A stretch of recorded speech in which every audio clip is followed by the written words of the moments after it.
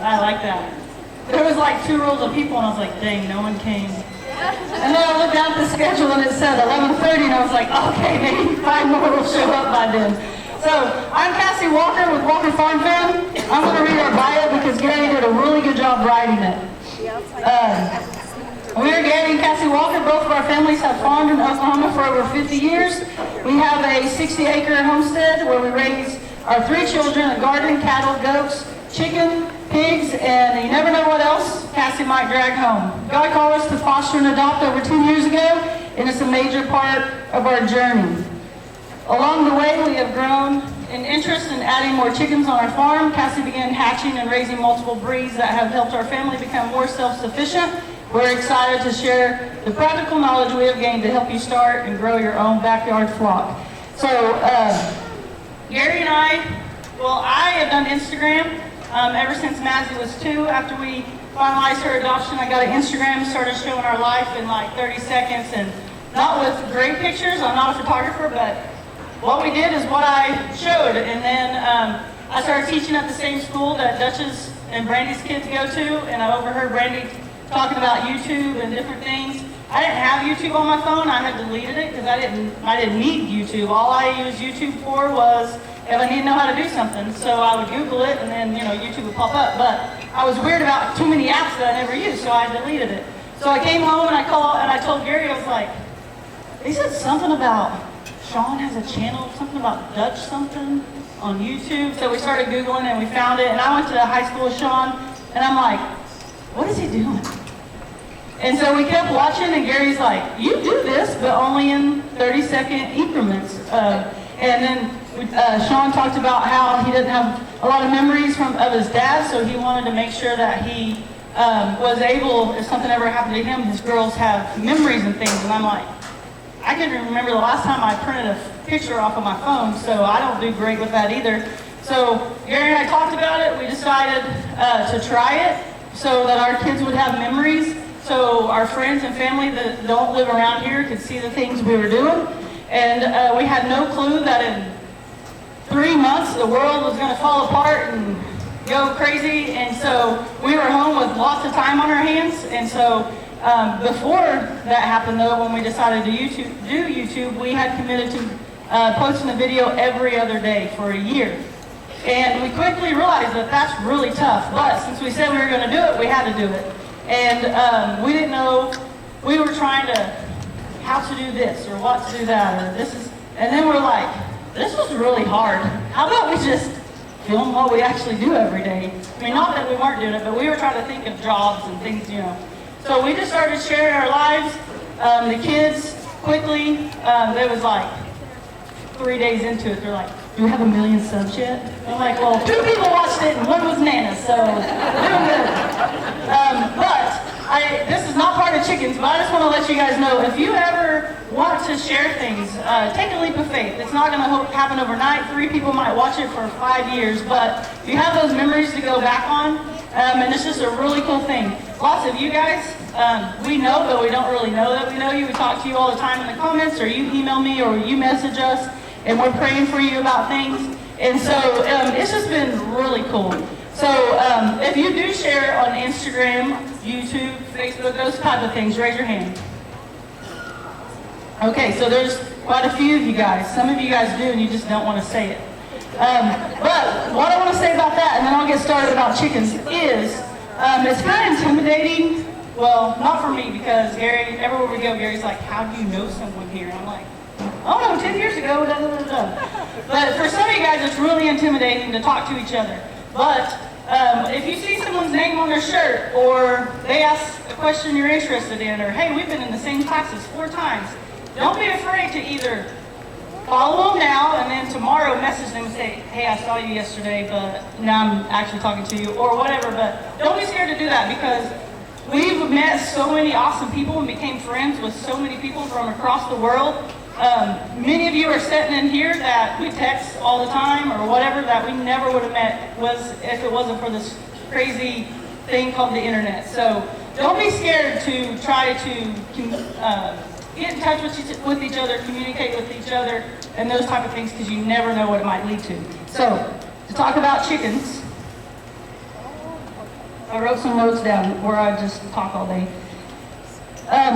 Real quick, if you just got in here or you don't know, I am giving away incubators, these timers, and some automatic chicken doors. In the back where these people are kind of congregated, that's where you can put your name in, and I'm going to give those out in the middle of my talk, different times. So you can try for both, you can try for one, that's up to you. But you got to be present to win, and we're going to do it here in just a second. I am not an expert. I did not grow up with chickens. Also, I want to say real quick, squirrel, but if you come to other classes and you can't hardly hear people, we apologize. If we turn the fans off, then you will be sweating more than you are. I'm a really loud person. I don't even need this mic. Some people aren't. So if you come in and scoot closer, you'll hear better, but it just depends on the person, what it sounds like. So we apologize if you can't hear people, but I'm usually plenty loud enough. Growing up, I didn't have chickens because my dad was a preacher, and people would bring us chickens to church and different things to give us stuff. And we would go home, and within a day or two, we live like in the woods pretty much. We have pasture land, but mainly it's wooded. And something would get it. And Dad's like, I ain't taking the time to build something if they're just going to disappear all the time. So we never had chickens. And at that time, I didn't care to have chickens because we had so much other things that I didn't care about chickens. And Gary, growing up, they had chickens, but, you know, not very many, right? No one was crazy about chickens till a couple of years ago with me and his family. So we started sharing our lives on YouTube, and then we were a cattle farm primarily, and Gary didn't really care to have anything else other than cattle. But then the pandemic happened, we had this YouTube thing, and I'm like, all right, now's the time to start getting all these animals. So we started out, we got some quail. It was funny because they were day old, $1 a piece. We drove to Verdigris in our van, and we put this big trough in there with shavings because I was getting almost 40, and I thought, there's going to be a lot of room. And the lady brought them out in a cake box. I felt like an idiot. So that's what I knew about 3 years ago. I had no clue that those quail were going to fit in that little cake box.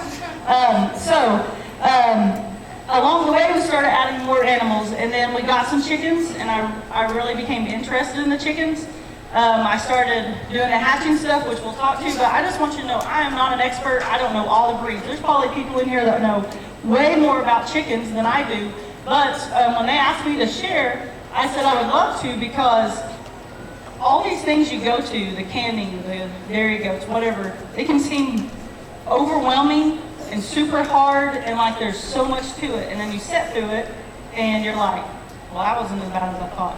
So if you asked 5 people how to raise chickens, you're going to get 10 different opinions. The way I do it may not work for you, and the way you do it may not work for me. We all are different. So I'm no expert, and people do it a million different ways. But like I said, this is what has worked for me. It's been successful, and I've enjoyed it. So the other things I already talked about. So the first thing I want to talk about is breeds versus barnyard mix. Okay? So this is Mays County Fairgrounds. This is our local fairgrounds, and our kids come here and they show chickens every year for our fair. So when they show chickens, they need show quality chickens, they need purebreds, and those type of things. So if that's what you're looking to do, then you need to have different breeds. If you aren't interested in that, we'll talk about the barnyards in a second. With breeds, you know what you're getting. You know exactly what they're going to look like. You know their characteristics, kind of. You know what the egg's going to look like. All the things, okay?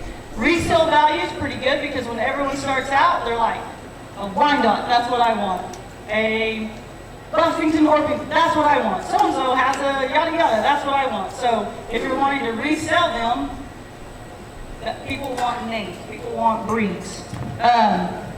Or a breeding flock so that you can sell those, you'll want to have purebreds, okay? So that's my advice on the breeds. To me, it's not super important, but to other people, it might be depending on what you're trying to do. Does that make sense to everybody? Because this all makes a lot of sense in my head, but I don't know. Barnyard mix. I have found, and has other people, barnyard mixes are more hardy because you're taking this breed and you're taking that breed and you're putting them together, and then you're getting, hopefully, the positives from both. You get a variety of eggs. When we go out to our coop, we never know what color, what sizes, anything like that. And to get Gary to collect the eggs and like it, that's his favorite part. So, if your husband doesn't like chickens, maybe it'll help if he's got a lot of different egg colors to collect. But that's what Gary says all the time to people is, I love going out there and never knowing what colors I'm going to get. Is it going to be green? Is it going to be blue? Is it going to be white? Is it going to be a pinkish color? Everybody say, hi, Vincent. Hey, Vincent. I love Vincent. I got to pick on him. He's been out in the heat for a while, so we appreciate you. Dutch wouldn't say this, but the place doesn't run without Vincent. Oh, gosh, get out of here. All right. I'm going to be in trouble now. You never know what they might look like. After I hatch my barnyard mixes, I love as they grow up to try to figure out, I wonder who their mom was. And then I went through different roosters and remembering which rooster maybe that would have been. That's what I like about it. I love breeds and things like that, but I love just not knowing what they're going to look like in the mixtures of the two. You don't have to have separate pens. So we have our laying hens all in one pen. We have a rooster in there with them. And until recently, we didn't have any separate pens. If you guys have been watching us on Walker Farm Fam, you know I've gotten into the silver death layers. My friend Lori with LG Homestead, she has the golden death layers. So for that, we have to have a separate pen, and trampoline broke, so we turned that into the pen for them, and it's working out really well. If you guys have a broken trampoline, get with me later, and Gary will fix it for you. He has a love-hate relationship with that thing. You can watch a video and learn how. So, if you aren't worried about that, then you can have them all together.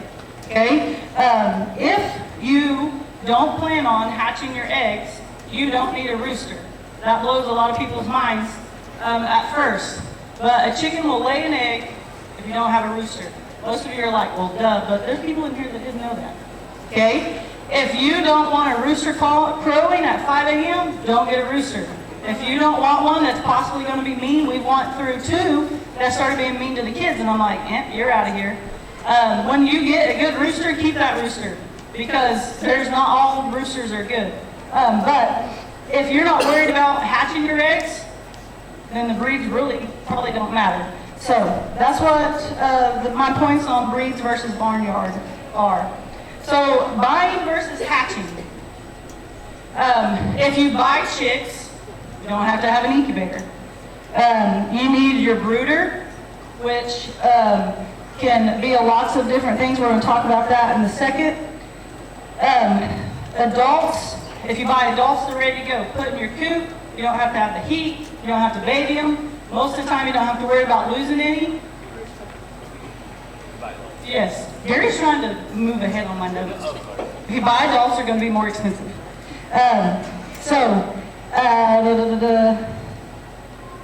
You have, for sure, birds more than likely if you buy adults, because if you get chicks, they will randomly die.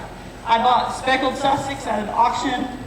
Whenever that exotic auction was, I bought 7 of them. All of them did just fine for a while, then randomly 2 or 3, when they were bigger, ended up dying, and those things just happen. The rest of them are perfectly fine, you just never know. Also, if you're going to hatch them, you might put 12 eggs in there and only 2 or 3 hatches. You buy baby chicks, then hopefully those all make it. Hatching, you get to see the whole process. If you watch my videos, I don't do candling and stuff as much because it's not as, it still is, but it's not as exciting as it was at first. Every now and then Gary will say, let me video you candling, because not everybody has seen that. But it's just a super cool process. You put those eggs in there, and then in like 5 to 7 days, you take the flashlight and you can start seeing those little red veins. You see completely through it. I leave them in there because I just want to make sure they're not laid or I'm not wrong. And then 12 to 14 days, they starts getting darker. So it's just a really cool process, and I really enjoy it. A lot of people freak out if you open that incubator all the time. Do you think the mama ever gets off of the eggs? Do you think people are real adamant about the turners? I hatch ducks and I only turned them when I remembered. You know, if Gary always says when I first started, because I watched videos and everyone said something different, and it was like, I can't hatch eggs because I don't even understand what they're saying. And Gary's like, if a hen can hatch some eggs, surely you can hatch some eggs. Which we're going to talk more about that in a second. You have the money in the incubator, the brooder, all the stuff that goes into it. You need the heat plate or the heat lamp. You need the shavings, all that if you're not getting adults. You can use your own eggs if you decide to hatch them. That's my favorite part. A lot of people watch our videos and they say, why don't you just let the hens hatch their own eggs out? Well, in order for that to happen, you have to have a broody hen, and that doesn't happen often. And they might sit there for 5 days and then decide, well, that over there looks a lot better, and they just leave. So if I have a broody hen, 100% I'm going to let her hatch that, whether it's a turkey, a bird, a duck, or whatever, because I would much rather, because who has to raise those? Not me. The brooder is my least favorite part, the stinking and all the things. So mama raises them and you don't have to worry about them. But you don't always get broody hens. I know a lot of people will say certain breeds are more broodier. Believe it or don't, I don't know. I don't really worry about that. It's cheaper to buy eggs than chicks, for the most part. You can get a dozen of eggs cheaper than you can get 12 chicks because somebody else did the work. So, just like BW Farm was talking about earlier about don't get caught up in, well, that chick is $5, but I can get all these eggs for $5. Well, what do you got to do? How is the process different? Does that make sense to everybody? So it's just what you prefer.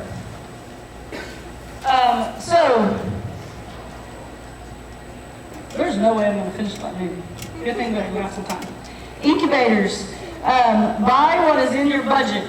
When I first started looking, these people have all these cool incubators, and then I'd go look and I'm like, yeah, that ain't going to happen.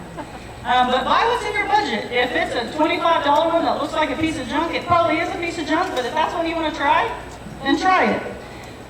Read the manual. When I got this hatchmate, I read this manual cover to cover. I did exactly what it said, and all my eggs hatched. When I say that, on day 12 or 14, there was one or two that wasn't fertile, so I took those out. To me, that doesn't count. It wasn't fertile. It was never going to hatch. But for the most part, in this hatchmate that I've been using for 2 years, 95% of the time, every fertile egg hatches. That's not because I'm amazing at it or anything like that, but I read the manual cover to cover because when I talk to my friends and they say this is how they are doing it, I'm like, well, that's not how I do it, but it still works.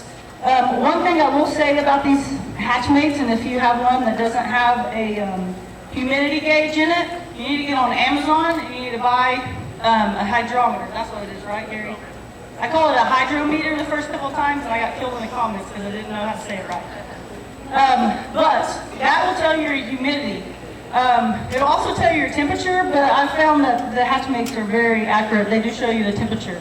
If you're not sure if it's working correctly, I went on Amazon and I got a pack of 12 for under 20 bucks. They're just a little square. I was actually going to bring some and I forgot. But they're just this big, a square, and they're super cheap. I bought a bunch because every now and then you get one that doesn't work real great. But I just set it in front on this lip, and I can see it right there, and I don't have to open it up.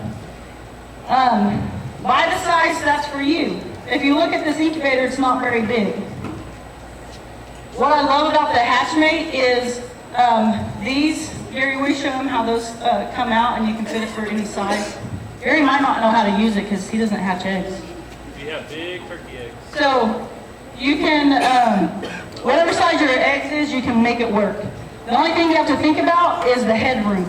There's 2 trays in here. This one's the one you put in when you're turning them because there's a clip or a thing in here, and that's what turns it, so it's got to be able to reach it. When you go to hatch your eggs, you take all this stuff out. You lay your eggs on the bottom, then they have more headroom to hatch, okay? So my whole point is, I'm not saying that Hatchmate is the only thing to buy. Someone showed me pictures yesterday, are you in here, of your chickens. And I said, are you using a Hatchmate? And she was like, I don't know. I said, it looks exactly like mine. But there's lots of these on Amazon. My father's calling me. There's lots of these on Amazon that are different names and they all work the same.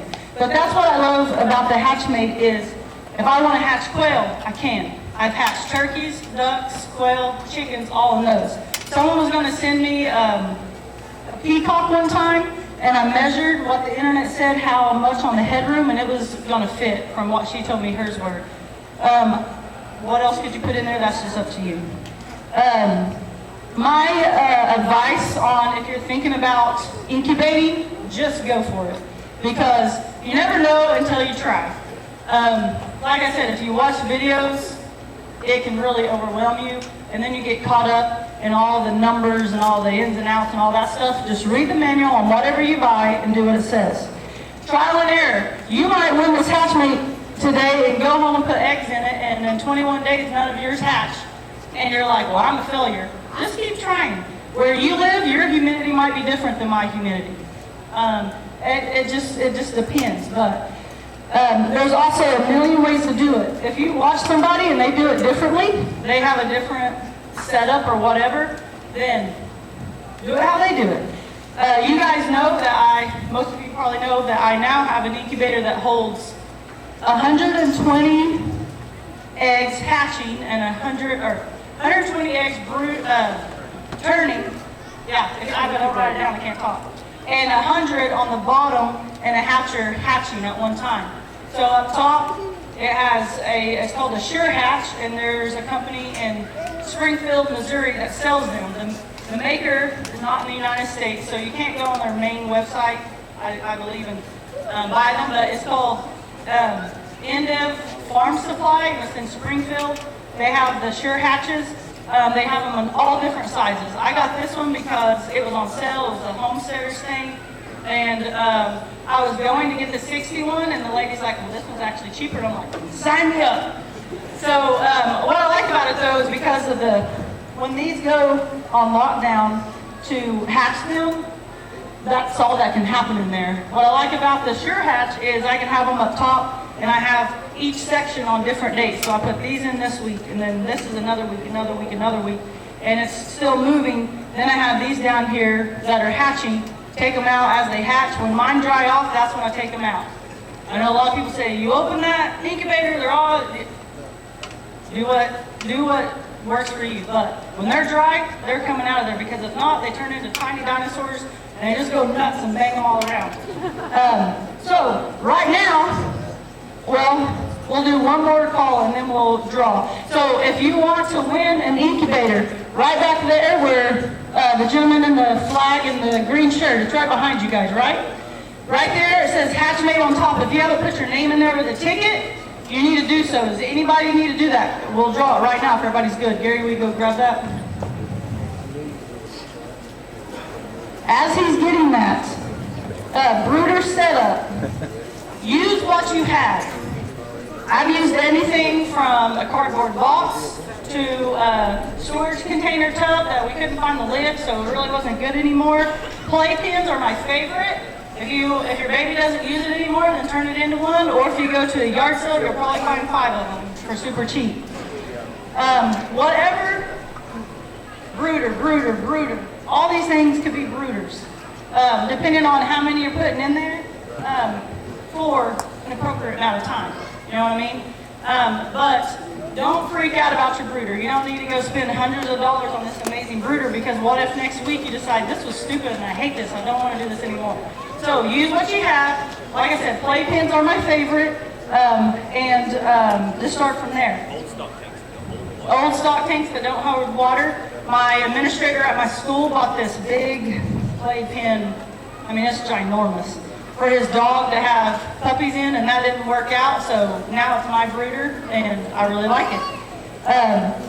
Heat lamps versus heat plates. I like the heat plates because you can touch them and they don't burn you. If the kids aren't thinking or not paying attention, or even myself, they won't start a fire. They have a regulator on them. They can't get too hot. You can make them go different heights. So when my chicks are small, I start it out, and then as they start growing, I lift up one side, leave the other side. That way, if someone wants that warmer heat, they can go over there. If they want to move away from it, they can come over here. And then in another week, I raise up that side and I leave the other side. I just keep going back and forth. Heat lamps do work, but I'm just a firm believer in the plates now that I have them. Water and feeder, we've used lots of different kinds. Rent-a-coop in my brooders is one of my favorites.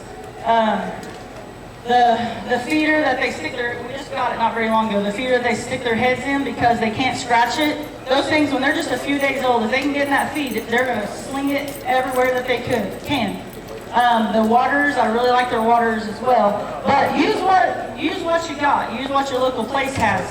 And then start looking around or shopping up or whatever. Use pine shavings.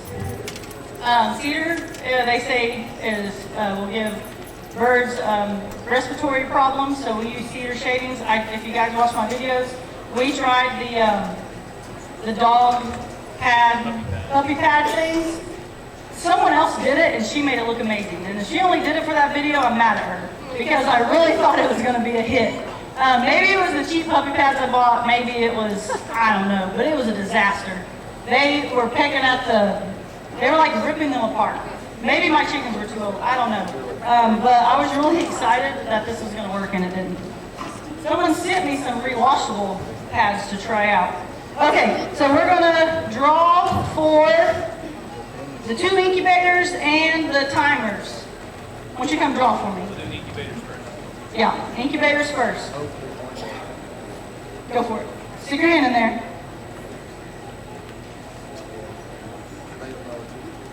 Candace, Erich. They're all coming up here. Isn't that Candace? No, Candace. Gary, look, is that Candace? Yep, Candace, Erich. Okay, let's go again. I'm sorry, she's not in here. Kelly Walbeck. I heard a woo! Oh yeah, we just met a while ago. Awesome. Okay, so there's one. Gary put the other one together for you. This is for the next one. Sorry. Abby Groans. Good job. This is Mazzie's little best friend from Arkansas. Daddy, she gets to hatch eggs. Daddy's so excited. All right, now these are the timers. So those, how about you two that just won those? Come get these. Abby and Kelly? Yeah, come here. Was it Kelly?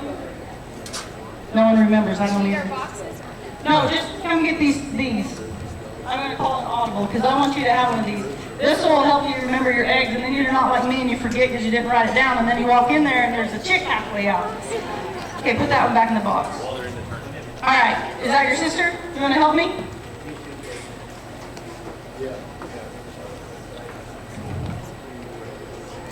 Brenda Jennings. Nope.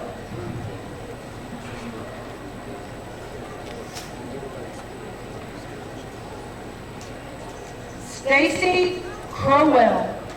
All right.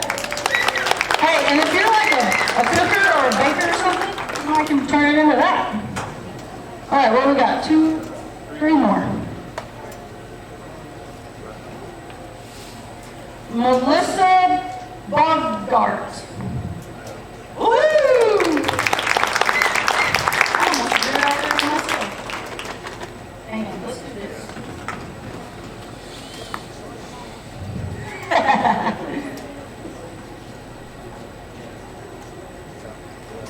Lucian W.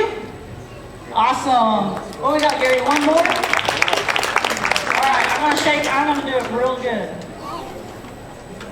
Tell me medicated helps with make them not sick and things. But what I do is in their water, I put apple cider vinegar. If I'm using the water about yay high, I use a cap of that until they're about well, I can start getting lazy depending on how many you have. 3 to 6 weeks. If they're looking pretty good, then I don't worry about it. I know some people put it in there even for their older ones. I don't. So I started switching their feed at about 4 months. At about 4 months, I put a little bit of chick starter with a little bit of laying pellets. I get them used to that. And then after a little bit, I gauge it on my birds as well. Then I start and I switch over just to laying pellets. Laying pellets, just see what your local place has, pick what's best for you. There's crumbles, there's pellets, there's all the things. Sometimes depending on what your feeder is, depends on kind of what you need when it comes to pellets or crumbles. They love scraps, they'll eat pretty much anything, even chicken. They will eat most things. I know there's some things, if you Google, they say not to feed them. Google it, listen to them, or don't, that's totally up to you. But they like to eat about anything. And then bugs. So when should they go outside? When they're fully feathered is when you can start putting them outside. That's usually about 4 to 6 weeks. But also here, it depends on the season. Obviously right now it's pretty warm. So a couple of weeks ago, I took the heat off of all my chicks that were in my shop because it's hot. They don't really need it. And then about a week or so ago, we moved them all outside. Not all of them is what I would call fully feathered, but it's warm. And I gauged them and they were plenty big. They are born with more like fuzz, and then it turns into feathers. You'll notice the difference. They'll go through a real ugly stage, and then their feathers start coming on. When you take them outside, make sure it's proper for their size. If you have a coop and a run for adult hens, your little chicks can probably get through that if it's not the proper type of wire. So if you buy grown hens, they can't get through that right there. Probably not the best thing because other things can that would eat them. But a grown hen probably can't get through that, but your chick can. So just know that because you don't want to show up the next morning and they're all gone.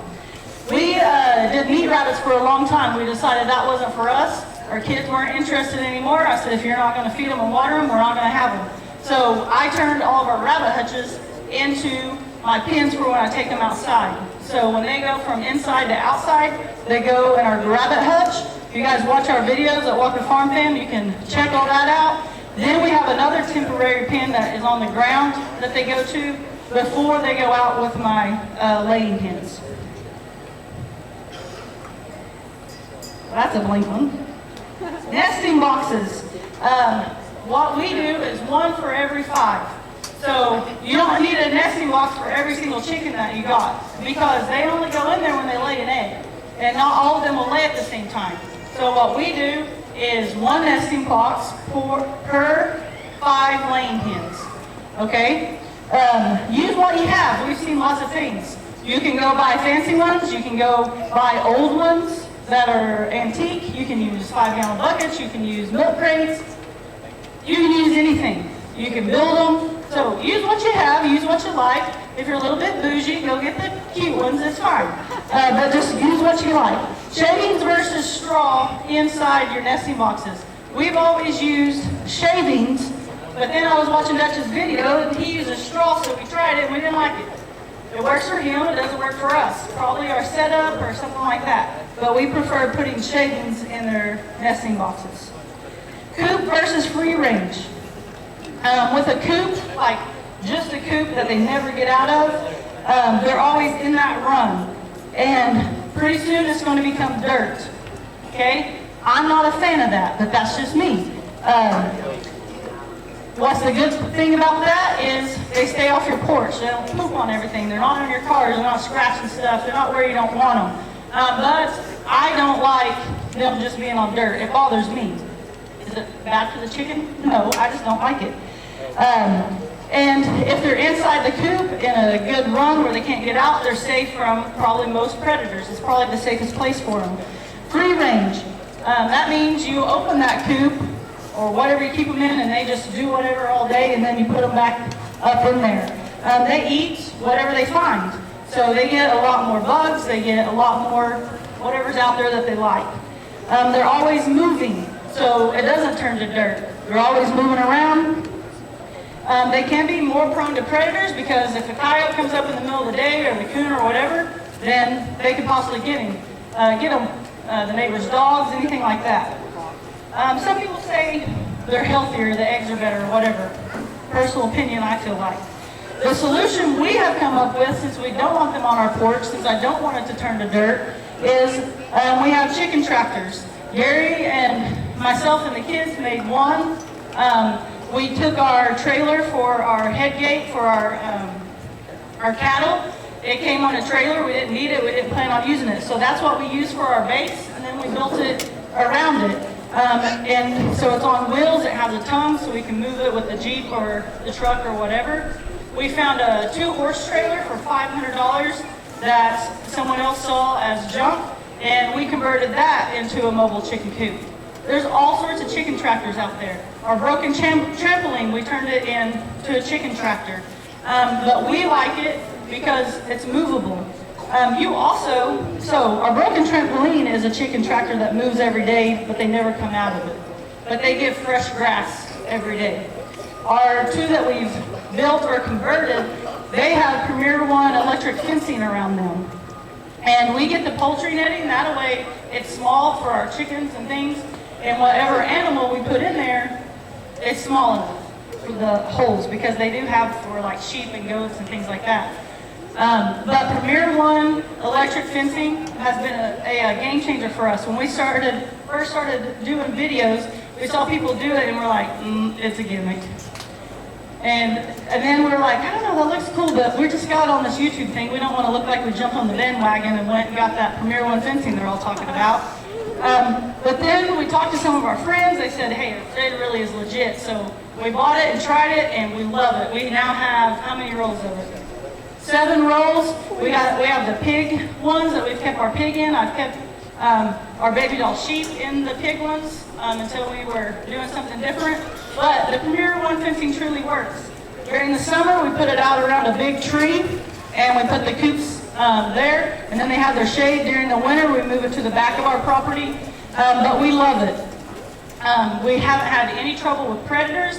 One time we had trouble with predators, that's because someone didn't turn it back on after they fed. We still haven't figured out who that person was, but they took my favorite chickens and my favorite toms. That's the only time we've had trouble, when it didn't get turned back on.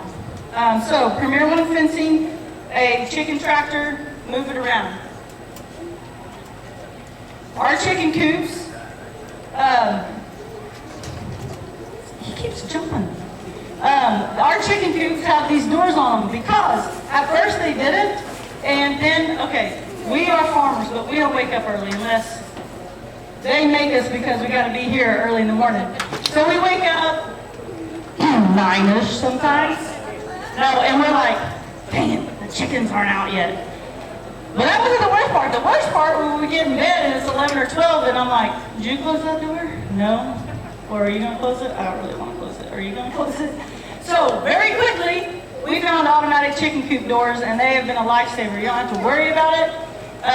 When my neighbor goes places, she goes often, hopefully she's not here. No, I'm just kidding.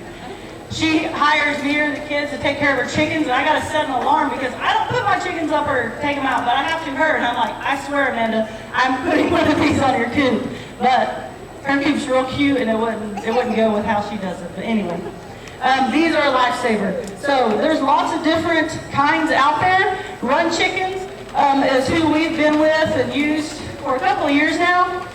We used some other versions, and none of the other versions lasted through the four holiday seasons and all that stuff. Run Chicken has worked. The first one we're going to give away is the solar. It's their new one, and so it runs off solar. These inside here, it'll tell you how to do it, and on their YouTube, Facebook, all that, it'll tell you how to do it. It's super simple. So don't freak out if you drive by, go out there, and it's still up. It waits until it's dark. If you have a latecomer, she's going to make it. It has a thing that if their head's in it, when they're about to go in there, it will come back up and it won't go down for a little bit to make sure. So no one's head's going to get chopped off, I promise. Also in the mornings, it waits a little bit after the sun comes up. It goes off of the sunlight and all that, so it might not be precise, but it's, within 20 minutes or so. So this is a solar one. The other ones do take batteries. Are there any more kids in here? Come help me, please, right here. Yeah. All right. No pressure. All right, for the solar, it goes to Diane Williams. Awesome! Uh-oh, no Cowboys. I don't know. Crystal's firing over there. I hope it's Boomer Sooner Crimson color. Okay, the other ones, that just says solar. I don't know what color it is. The other ones have the colors on the back, so if you win, you can pick what color. Until you're last. Heston, something with a T. Heston, awesome! It's okay. I said that my handwriting, I either had to become a coach or a doctor. I looked at the classes for the doctors and I went the coach's route. Here you go, sister. Oh, she went to the very top. Tatum Hand. Woohoo!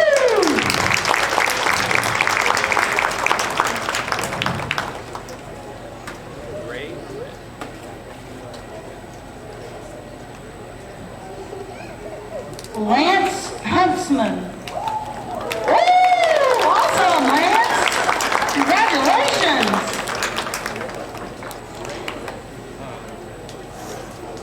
All right, Gray's left. Who's it gonna be?